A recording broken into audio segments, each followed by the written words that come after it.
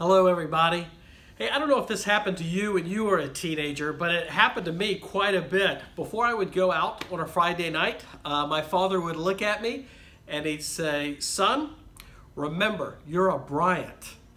Trying to remember, why would he even say something like that? Probably because he wanted me to remember a particular code that we lived by, something that we stood for. And if I remembered that code, if I remembered that moral compass that he, my mother, my brothers, and I lived by, then that would stop me from doing some things perhaps that I had intended to do that night.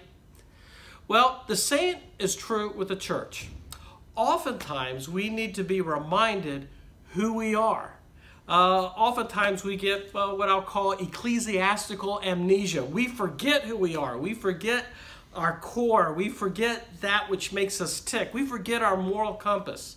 And so this Sunday, starting this Sunday for the next several weeks, we're going to begin a sermon series called This Is Us. And the whole intent of this series is to look at what is it that makes Tab tick. If you've been here for a while and you might be wondering, well, why should I be involved in this series? Well, why should I even come? I've been here for 20 years. Well, because you might have ecclesiastical amnesia.